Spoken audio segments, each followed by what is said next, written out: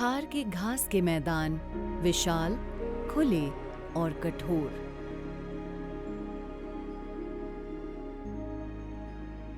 जीवन से भरे फिर भी चुनौतीपूर्ण।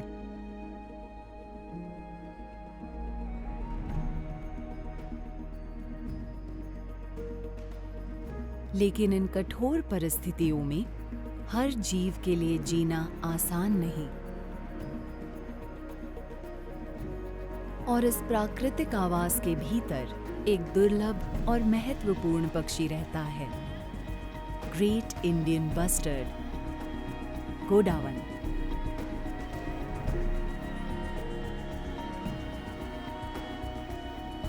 जैसे जैसे घास के मैदान विलुप्त होते गए, वैसे वैसे गोडावन भी विलुप्त होता गया। शिकार, आवास का विनाश, अंडों का शिकार और कुत्तों का खतरा। इस प्रजाति ने मानो 100 जख्मों की मौत झेली। केवल 140 पक्षी बचे। गोडावन का अंत लगभग तय लगने लगा था। See, if we lose great Indian bustard in the 20th century, it will be a shame to the whole nation. तभी एक नया अध्याय शुरू हुआ।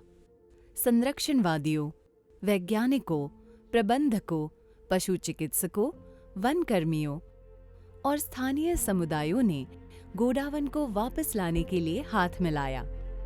यहीं से शुरू हुआ भारत का एक महत्वाकांक्षी संरक्षण अभियान। प्रजनन स्थलों को सुरक्षित किया गया। वन विभाग ने निगरानी के लिए शिकार रोधी चौकियां और वॉच टावर स्थापित की। घास के मैदानों में पक्षियों के लिए जल कुंड भी बनाए गए। टेलीमेट्री आंकड़े बताते हैं कि पक्षी इन सुरक्षित क्षेत्रों का व्यापक उपयोग कर रहे हैं और पिछले 1 दशक से उनकी संख्या स्थिर बनी हुई है। केंद्र और राज्य सरकार की संयुक्त पहल तथा माननीय मुख्यमंत्री के कुशल नेतृत्व में गोडावन संरक्षण प्रजनन कार्यक्रम की शुरुआत की गई। वैज्ञानिक दृष्टिकोण और सूक्ष्म प्रयासों के साथ उस लक्ष्य को पाने की कोशिश शुरू हुई जो कभी असंभव माना जाता था। अंडों से बच्चे निकले, चूजे सुरक्षित बड़े हुए, वयस्क पक्षी प्रजनन करने लगे। गोडावन के वापसी की उम्मीद जागी। आज इस संरक्षण प्रजनन कार्यक्रम में 80 से अधिक पक्षी हैं। इसने ग्रेट इंडियन बस्टर्ड के विलुप्त होने के विरुद्ध एक सुरक्षा कवच तैयार किया है। इसके पंखों में जीवन की उम्मीद बसती है। ग्रेट इंडियन बस्टर्ड यानी गोडावन के संरक्षण में भी दिख रही है। ये पक्षी हमारे रेगिस्तानी इलाकों की पहचान हुआ करती थी, लेकिन एक समय इसकी संख्या बहुत कम रह गई थी।